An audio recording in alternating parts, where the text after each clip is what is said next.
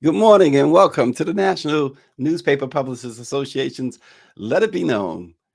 Today, the world's biggest banks, well, they continue to disappoint. They are cutting 60,000 jobs. They have cut 60,000 jobs in 2023. Boy, Power 96 has it right. Keep the money under the mattress. Pizza Hut is also doing its cutting. They don't want to pay employees um, the minimum wage set in California, the new minimum wage, and instead they're laying them off. How about that? It's not that their pizza is any good.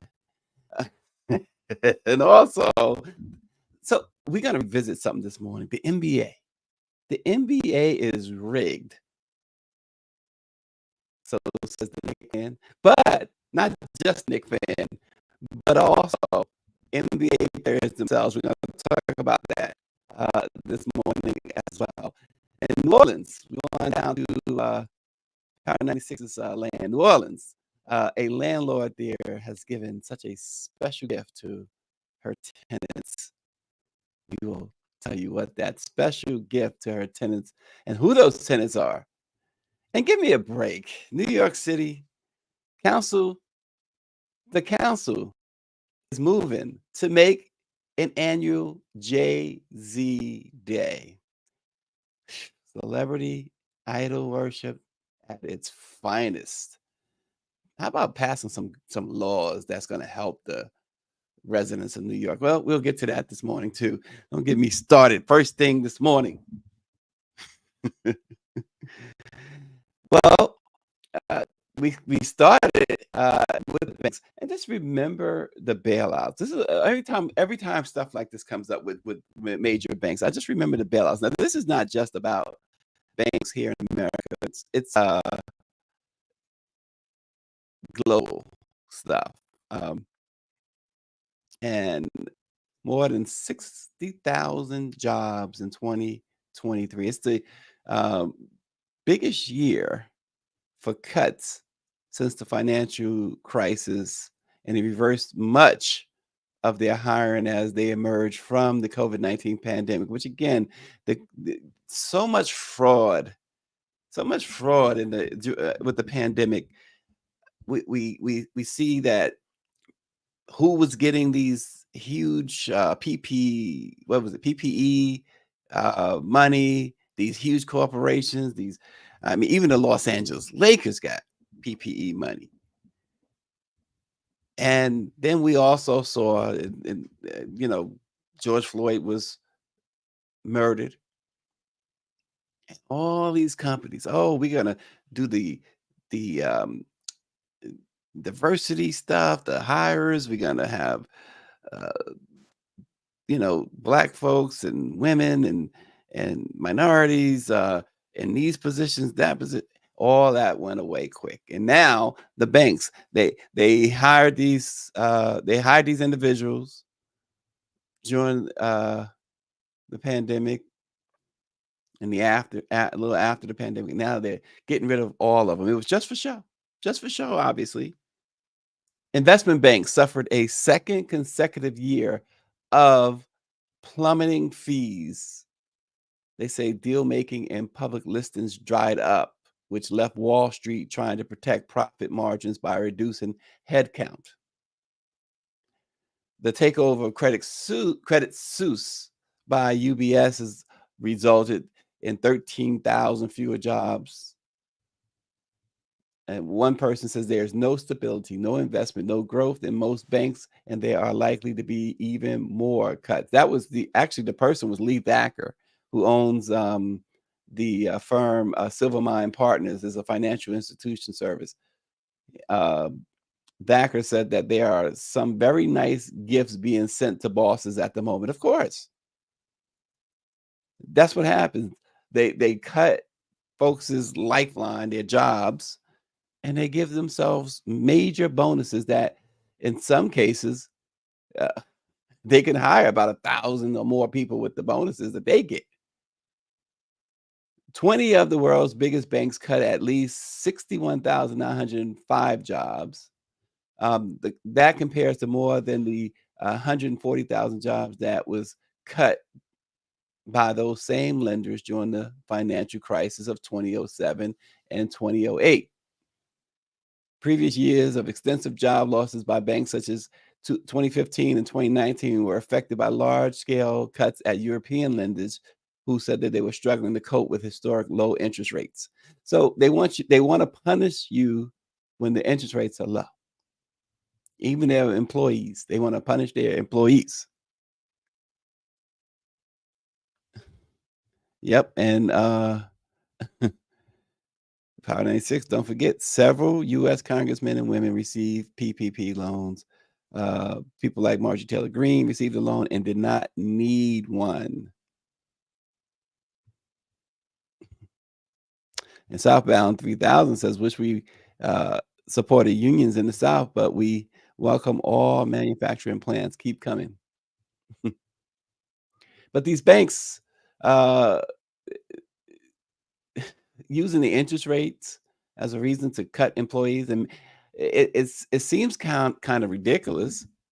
In many of those instances, the lenders are cutting back on hires they made coming out of the pandemic when pent up demand is this is what they said, pent up demand for deal making sparked a war for talent. So now the talent is no longer needed. They don't need talent anymore, is what they're telling you, right? I mean, Wells Fargo is among those. Uh, they revealed that they cut. It was really interesting what Wells Fargo said because we gave that number of the amount of jobs cut, but Wells Fargo said something really interesting to kind of add some intrigue. They lowered its global headcount, or in other words, they fired or laid off or whatever, between 12,000 and 230,000.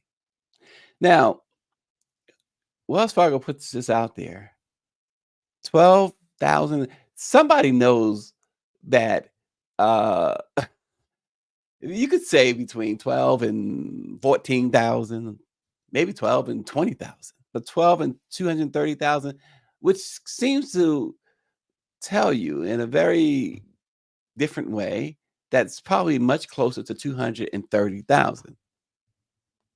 The bank said it spent 186 million on severance costs. 186 million on severance costs. And that was in the third quarter alone. Who's zooming who, as Aretha Franklin would say? Well, who's zooming whom? Unreal. And the CEO of Walmart, yeah, Walmart, Wells Fargo announced that the bank has set aside as much as $1 billion for further severance costs, which means that there's going to be tens of thousands of more jobs cut. Citigroup cut 5,000 jobs, Morgan Stanley 4,800, Bank of America 4,000, Goldman Sachs 3,200, and JP Morgan Chase cut approximately 1,000 jobs.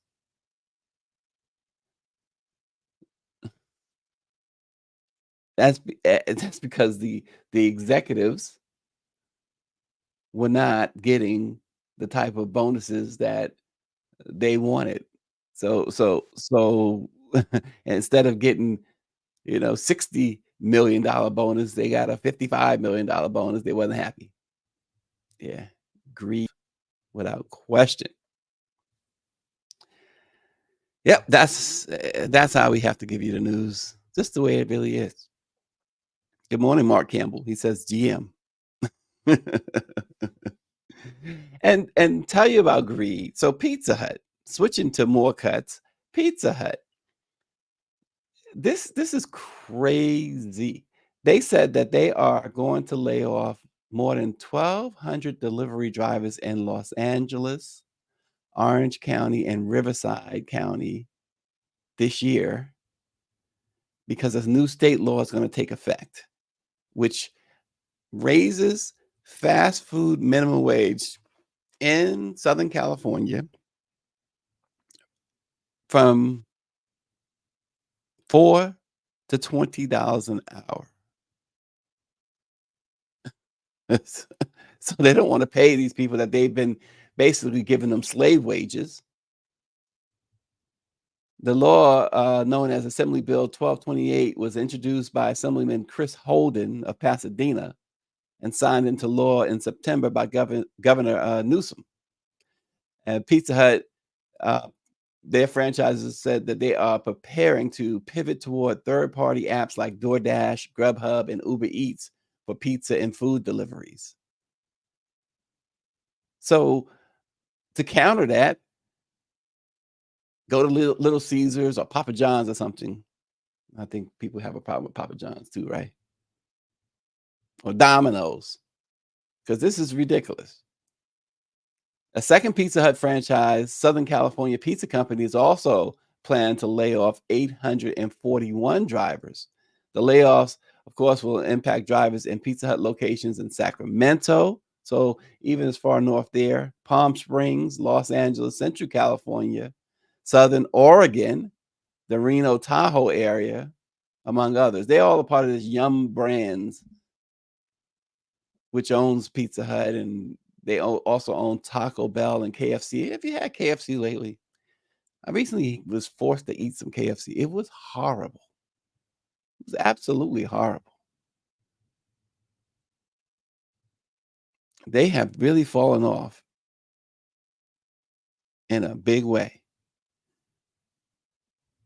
So they want to avoid having to pay uh, living wages or something comparable to living wages to their workers. Now, previously, other fast food, it was reported that other fast food chains like Chipotle and McDonald's plan to raise menu prices to offset the cost of the higher wages in California. It's just inhumane. Greed is the word of the morning. Greed. Because what Pizza Hut and its affiliates are doing is just it really calls for people to say, you know what? Let me let my money, my dollars do the talking. Because there's far better pizza than Pizza Hut. Come on. If you can't find, I understand California doesn't really have good pizza. Southern California, anyway. I understand that. But if you can't find better pizza than Pizza Hut, then you should just give up pizza. You don't know what pizza is. And Mark Campbell says, "Stay away if possible from fast food." Yeah, absolutely. It's not never been on anybody's uh, you know best places for a good diet. And Daniela Pierre is absolutely right. KFC just ain't the same anymore. Nothing is the same anymore. But I found KFC to be despicably nasty now. Sound like Trump, right? That's nasty. But it's despicable. And next week, we're gonna say, uh, "Let it be known," brought to you by KFC. It's horrible. Oh, boy. But Mark has the right idea. Stay away from fast food. We need, especially, I mean, this is the black press, and most of you who watch are black. I mean, and we have other, uh, viewers as well, but so we have to tell you that, as black folks, we gotta watch the cholesterol and all that stuff and all the bad stuff that fast food presents. So Mark is right. He's absolutely right. So, oh yeah. Power 96 says, thank goodness he's from New Orleans. Their fast food is po' boy. No, New Orleans, you don't need fast food in New Orleans. All that good food down there, in the French Quarter and around the French Quarter. I went to this one place in New Orleans. I can't remember the name, but it was we walked a bit away from the French Quarter, and I can't remember their soul food. It was a woman's name to it. So Power 96, maybe you know. But you talk about good soul food. it was off the chain. Man, I can't think of the name, but it was good. But you don't need fast food in New Orleans. That's one place you just don't need fast food. And really in New York, you don't really need fast food except the pizza. That's the best pizza ever in the history of mankind.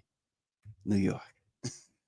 There's a pizza place, Margarita's Pizza, Jamaica Avenue, Queens. The best ever.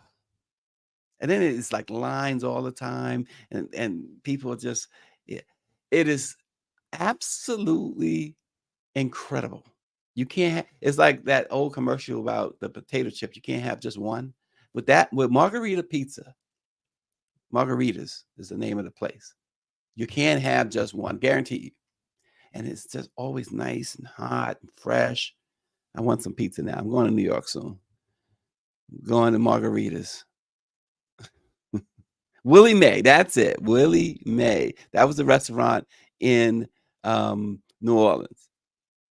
Tony King says, greed is a monster. The white folks in my area are complaining about the high cost of grocery. Well, EBT recipients will get an increase, so now the supermarkets will raise prices. Isn't that something? Isn't that something? Happens all the time. So, Power 96, my Knicks lost last night, and it was horrible officiating. Horrible officiating. And people say, oh, well, you know, both teams, nope. Both teams did not have to endure horrible officiating. But here's the thing. It's not just, of course, the Knicks who have to endure that.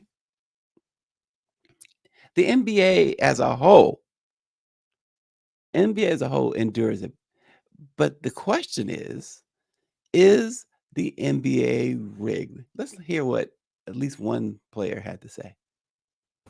Shit, no, I'll tell it. Like, go ahead. You got to be the vehicle. The vehicle. Okay, you got to be the vehicle. No, it's real though. No, I remember we were about to play Game 7, 2012. So we were about to play the Celtics or whatever. Game 7. So I'm hyped as hell. I'm like, yeah, bro, we got a Game 7. Like, woo out the bam. Like, this is going to be lit.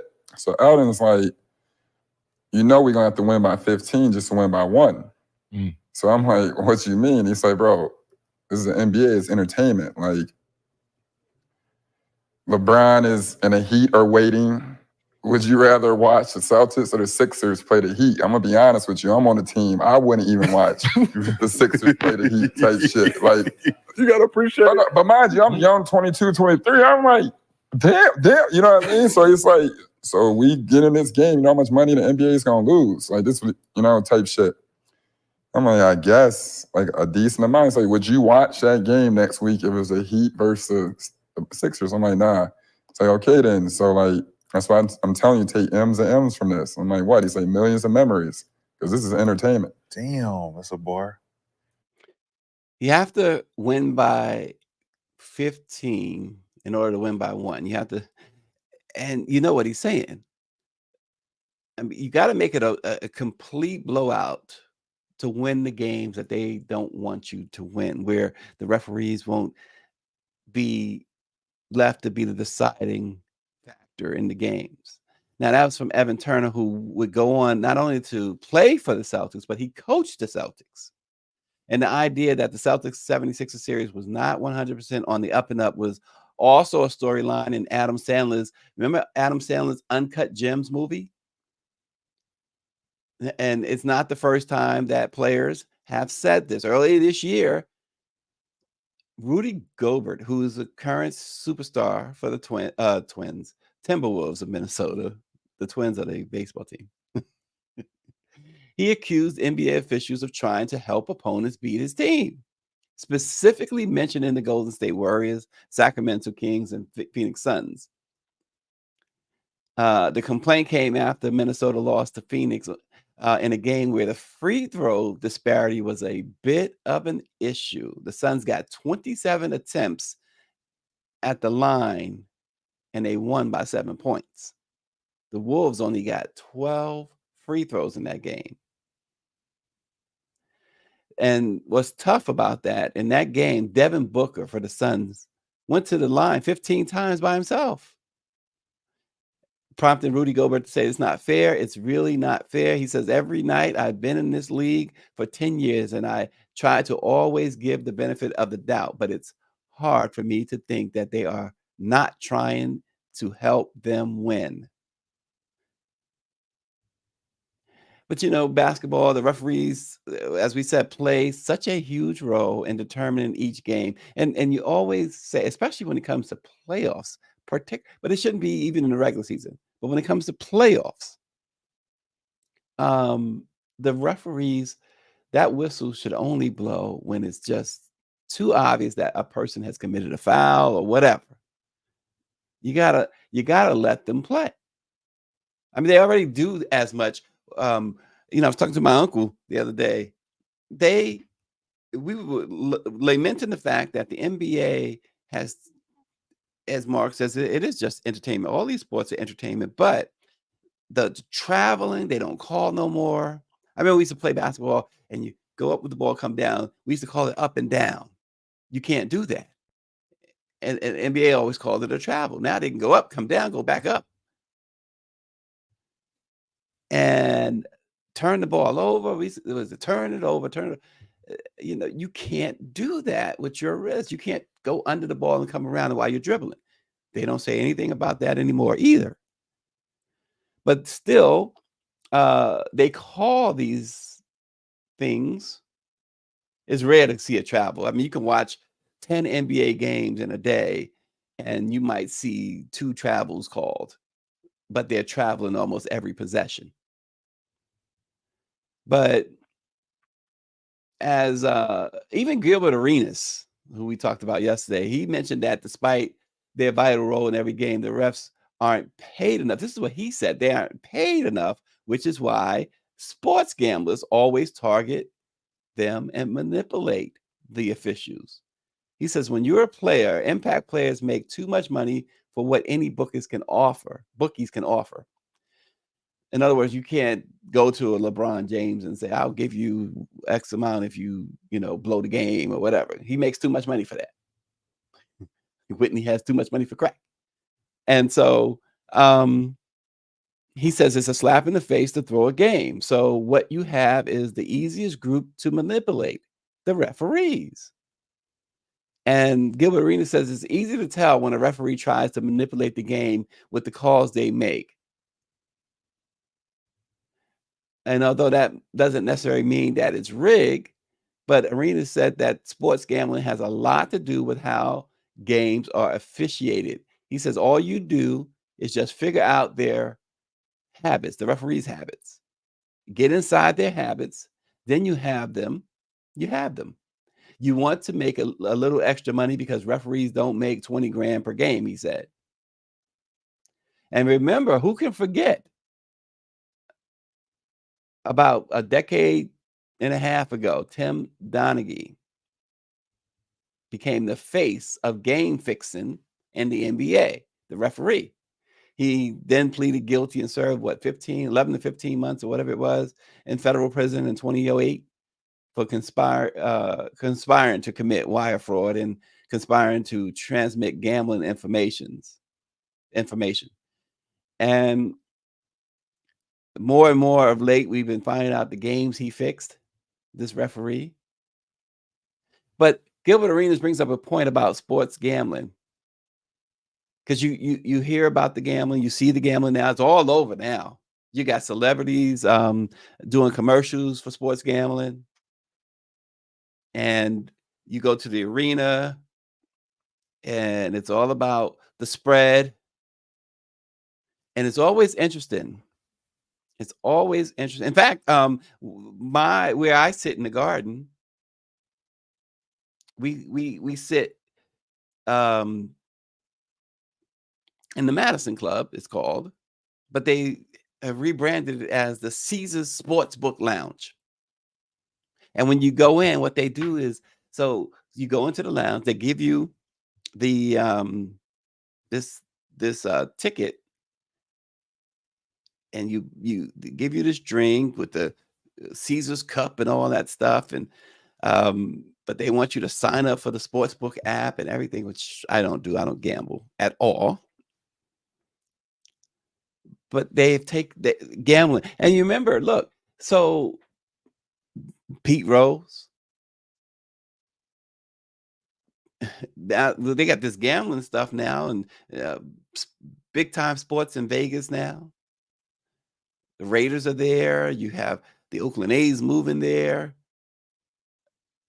Whereas it used to be taboo to think about Vegas and sports and major league sports.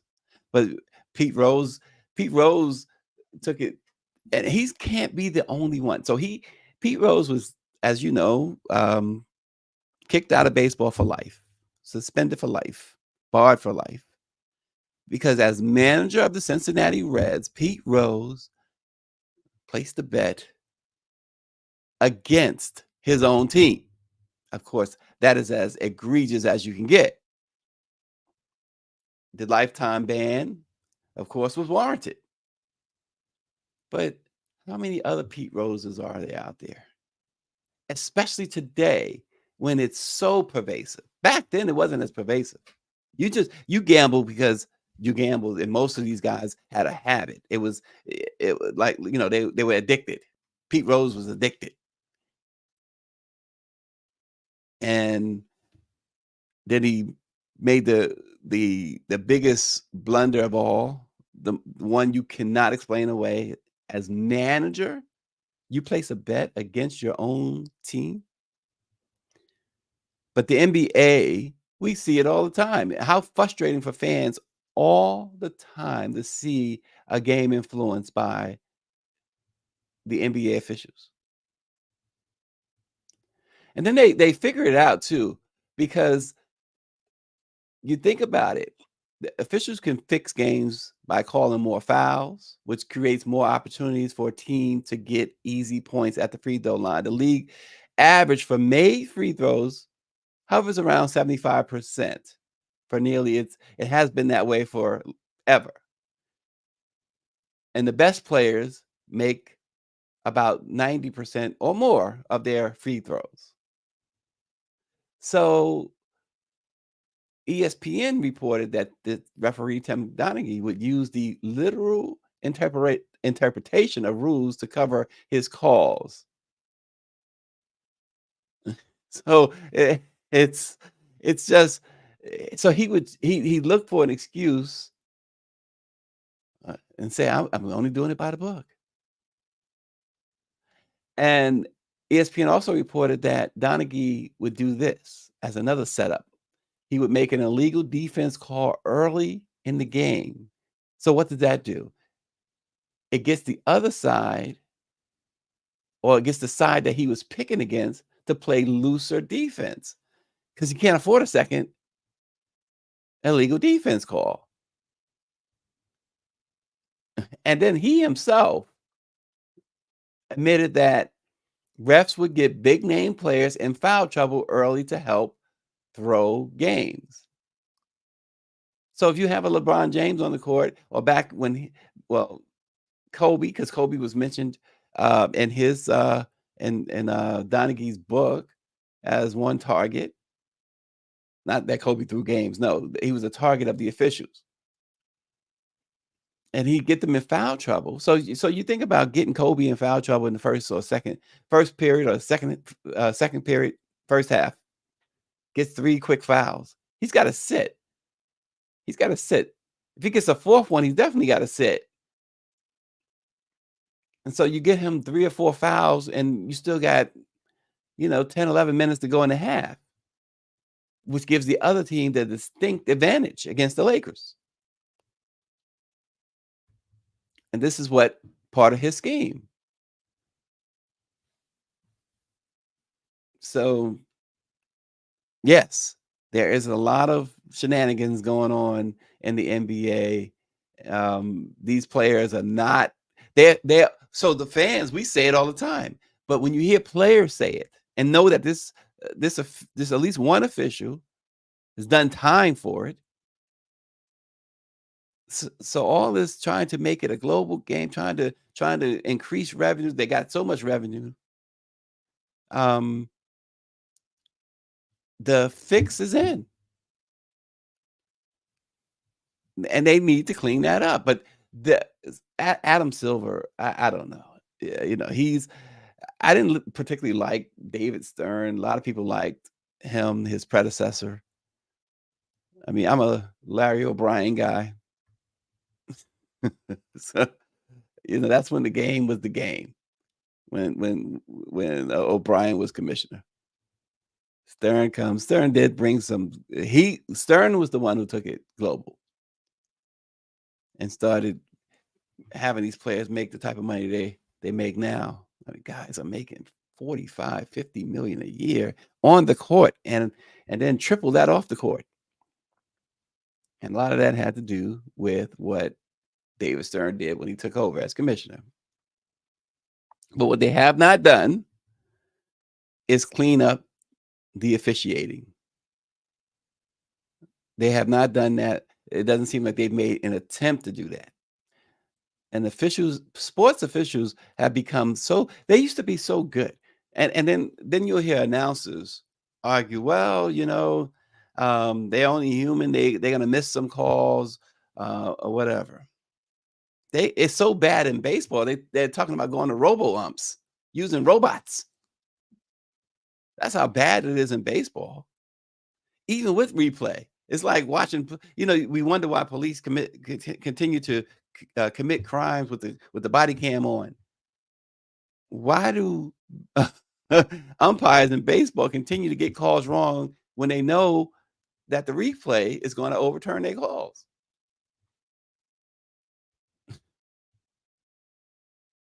Timothy Williams says Rasheed Wallace and Kenya Martin are on YouTube talking about Tim Donaghy.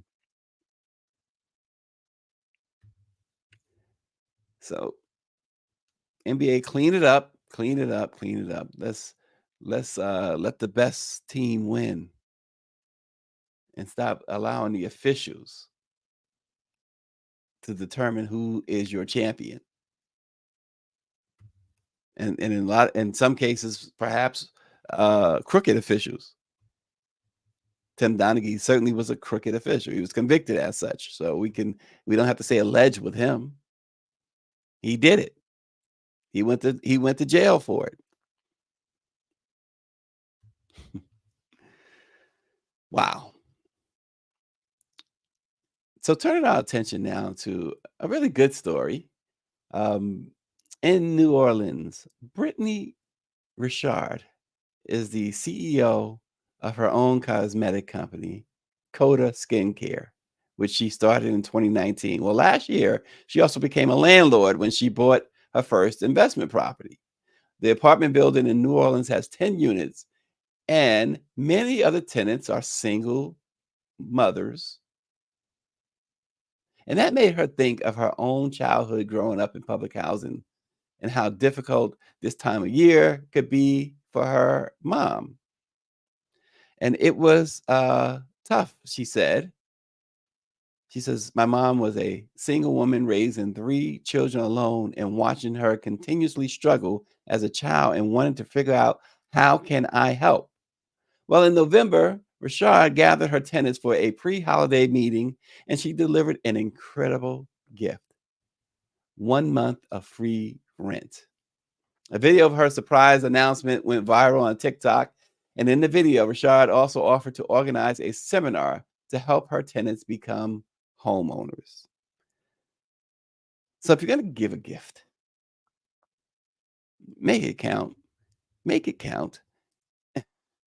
And you this is what you applaud.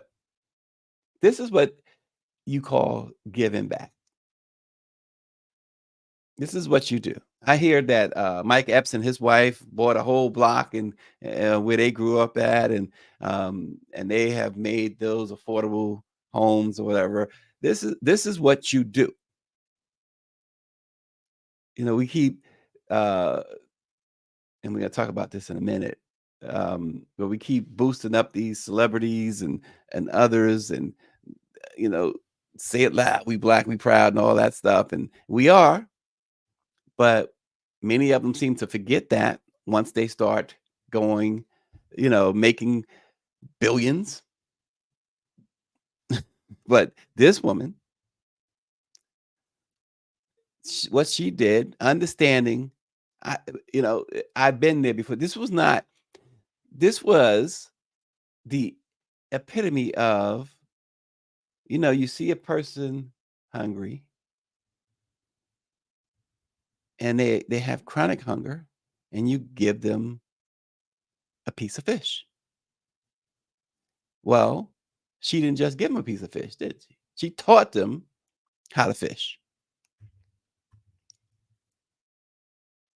Power 96 said in New Orleans, they call her B. Marie. She didn't have a computer when she first started. So B. Marie, you are awesome.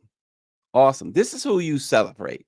This is who you take, you applaud, you give awards to. Oftentimes,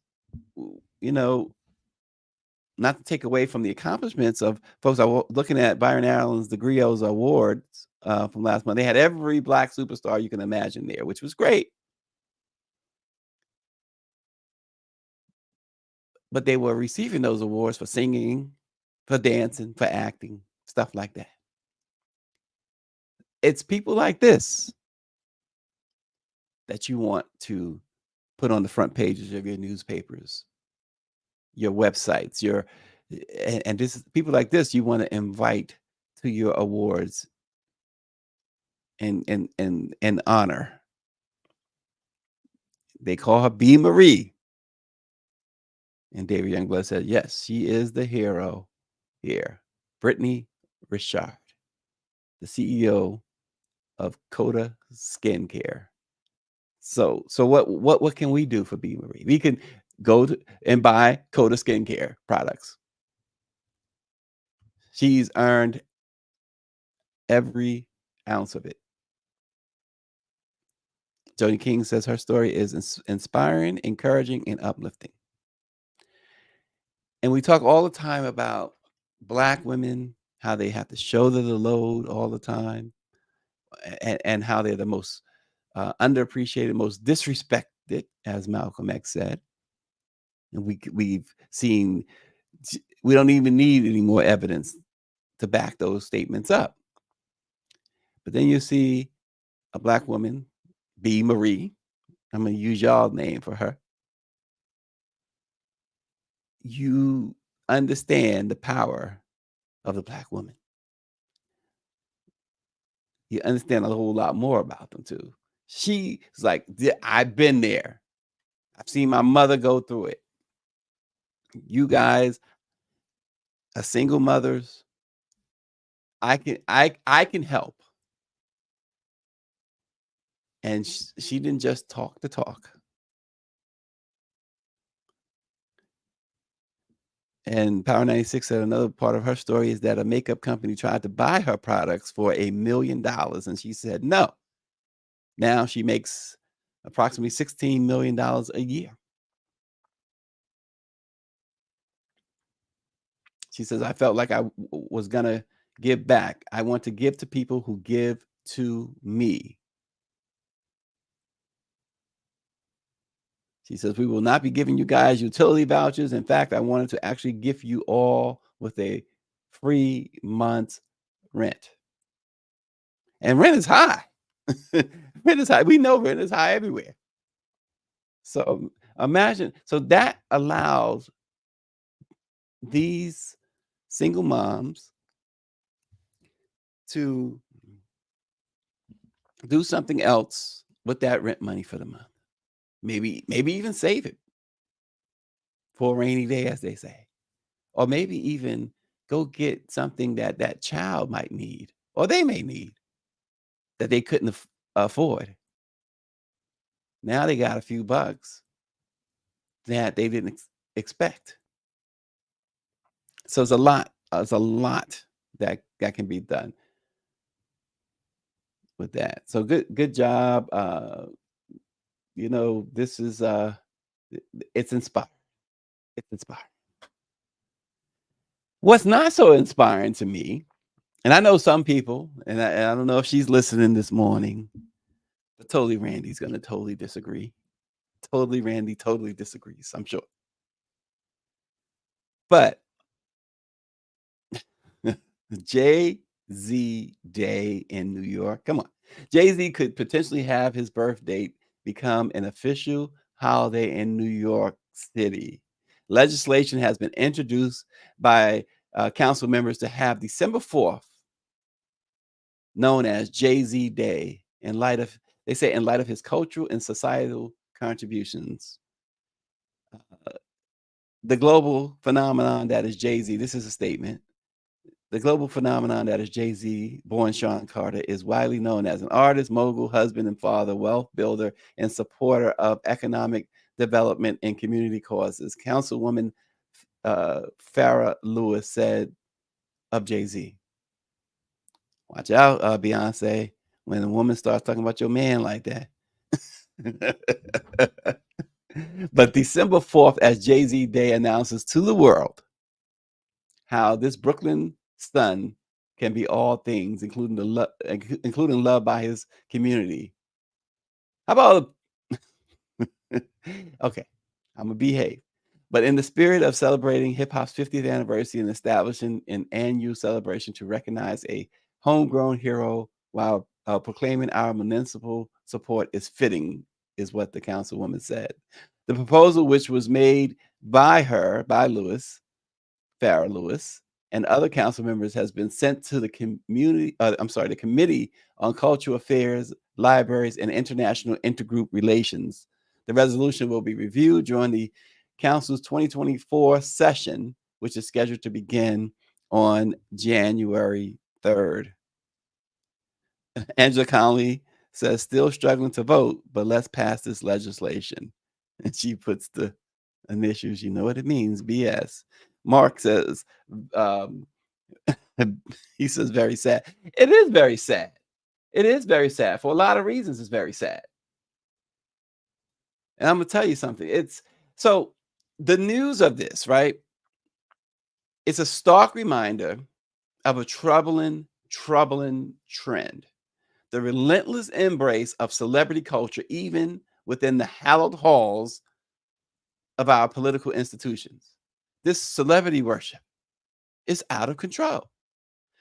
I mean, Jay-Z, yes, has accomplished a lot. But you could say, where's Michael Jackson Day? Where's Prince Day? Spike Lee does his own thing in Brooklyn for Prince and Michael Jackson. But you can go on and on. Sammy Davis Jr., Ella Fitzgerald. It's just ridiculous. The proposed legislation for Jay-Z's Day should force people to confront the really disconcerting reality. A reality where politicians, lawmakers, and public figures seem to bend over backwards to court favor with celebrities. It's not about the constituents at all. I mean, this is where it becomes a symbol of a society where the lines between genuine recognition and celebrity worship are becoming more and more blurred. It's such a paradigm shift where this adulation and adoring of these celebrities as these heroes, what makes them? They're going to work. He going into the studio. Denzel's going into the whatever to do a line, to act.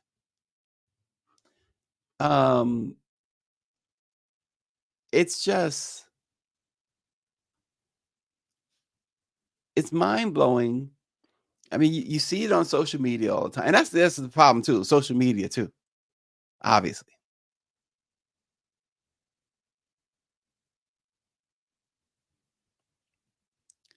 And so Power 96 on Jay-Z says, well, you are the spook in the NFL. You can have a day like that. Just wait until he is exposed for selling out black players and coaches and others. And yeah, we know that story. But this is a culture that where people believe that celebrities make good politicians. Dwayne "The Rock" Johnson, remember we brought that story, says he may very well consider a run for president.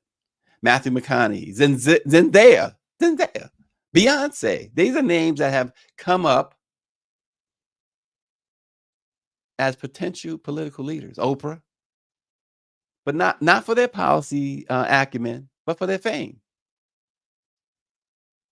It's a crossroads. You talk about American democracy being on the brink. It's, I mean, come on, politicians, give it a rest.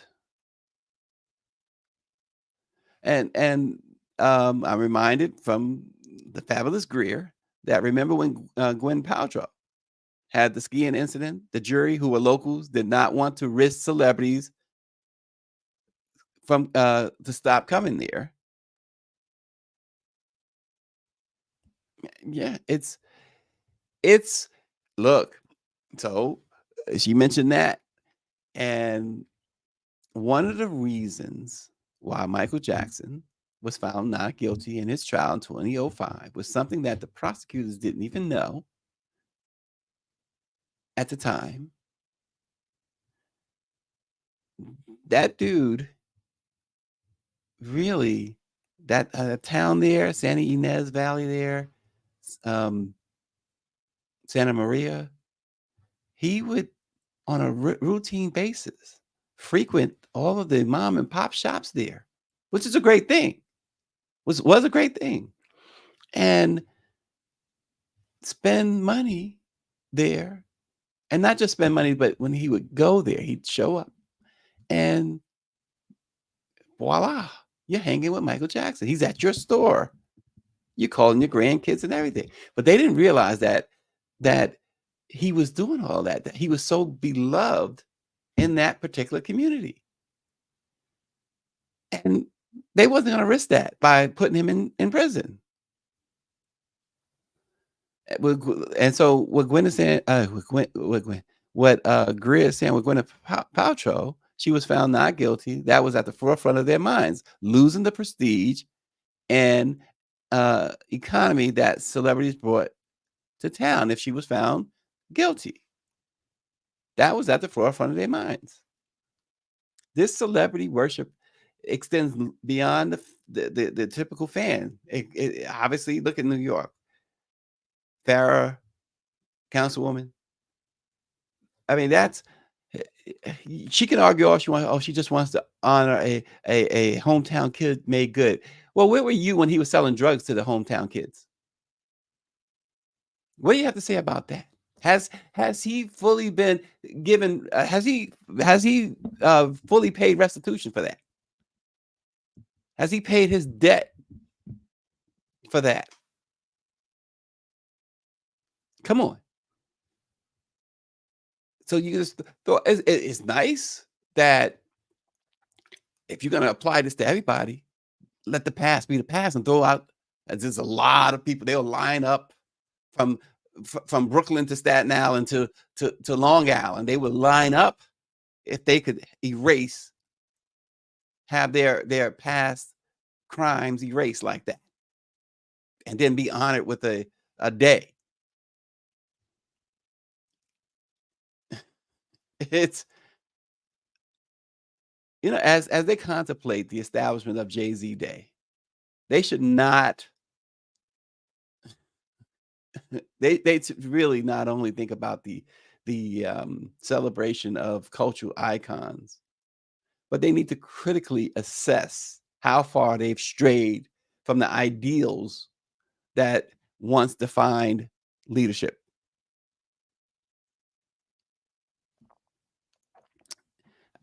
I mean, it's not about a dislike for Jay-Z. It's about, it could be anybody. She could have said Mick Jagger. I'd say the same thing. It's outrageous. Greer says, I disagree with you. You dislike Jay-Z. I don't necessarily dislike. What I dislike about him is his willful ignorance of the black press. That's what I dislike about him. And Power 96 says, think about the families that were destroyed by the drugs that he sold to black people. There's no respect for drug dealing in my book. And that's something you can't overcome. So Greer said that's in the past. See, but I'm not Congresswoman Farah. Your past, he didn't. In my book, you haven't paid. You haven't paid for those crimes. Let's have a discussion about that, Mr. Jay-Z, Mr. Carter. No, black press. Oh no, Amsterdam News. I don't know you. Yeah, right. Everybody knows the Amsterdam News. But it seems like every time Jay-Z forgets right in his backyard. I mean, Harlem is not that far from Brooklyn. And the Amsterdam News wasn't just for Harlem. It was for all of New York. Then it became national, global.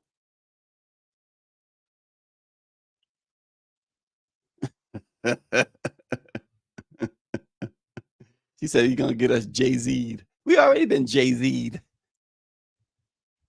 We already been Jay-Z'd. Jay-Z looks at us like we don't exist, pretends we don't exist. I'm telling you, when Beyonce ups and leaves and they put the cuffs on him, he gonna be calling us. No J words on the show. Pause.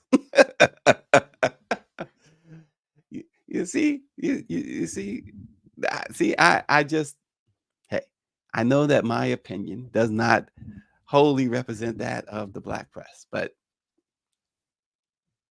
listen, I'm sitting in this chair just trying to look out for the black press. So there you have it. Because they look out for me. Greer getting on my case, but she looks out for me too. She knows it. She looks out for me after chastising me for like 2.5 hours a day. I get more chastisement from her than I ever got from my mom. Now my mom is watching. She'll probably say, okay, so I got some catching up to do. Oh gosh. But Jay-Z Day, come on. What's next? What's next? Woody Allen Day? Now, how'd you feel about that? And what about that other dude, Roman Polanski Day? They already gave Roman an Oscar, even after he did what he did to that 12-year-old girl. It's not, yeah, don't get me started on that. We don't even have enough time left. But hey, they're going to start making that decision early next year, January 3rd, next week. Next week. Next year is next week. Goodness grief. Power 96, she's coming for us. Power 96.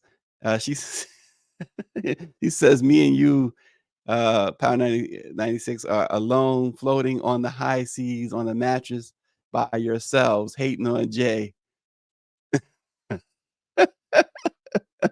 We not hating. We just debating. She said, but we will be rich, Power 96. So there you go. because the money under the mattress, right? Terrible. All that money, yes. Oh boy. He got all that money. Tell Jay-Z to spend some of that with the black press. At least talk to the black press before he feels like he has to. And you know when they feel like they have to.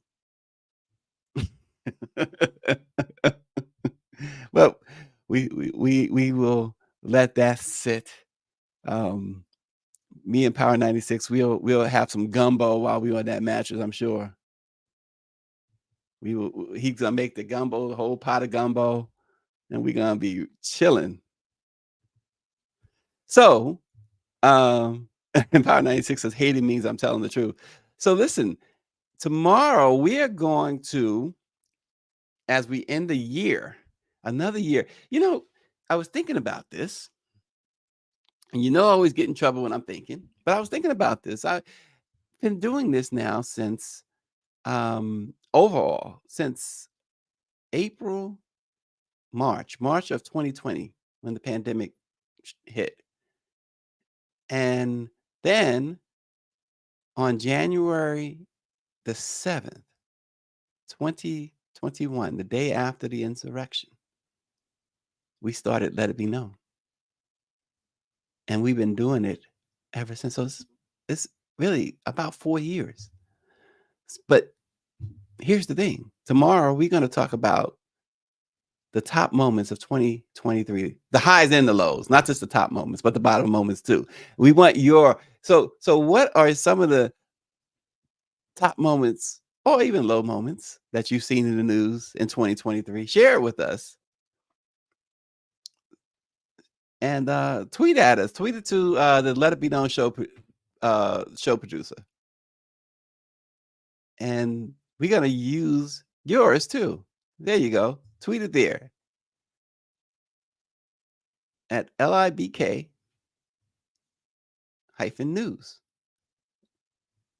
And we'll mention what your top stories of 2023 were. It's going to be a fun show tomorrow. We're going to talk about all of the highs and lows, the things that drove the news in 2023 as we head into 2024. And we know it's going to be a whole lot of in 2024. Oh my gosh. Power 96 says Daniel Cameron losing his election is his high. Yeah, he's probably right, because I remember when we discussed that and the comments that he made during that time, before, during, and after, put it that way. So give us yours. Give us all of yours, and we'll be hey, Power 96, we're gonna try and bring the red bone on. As he calls her, the red bone. Talk about the highs of the highs of 2023. That's a high for Power 96 right there, Dawn. Anyway, thanks for watching, and check us out tomorrow, and send those tweets to our Let It Be Known show producer, and we'll use them tomorrow. Thanks for watching. We'll see you then.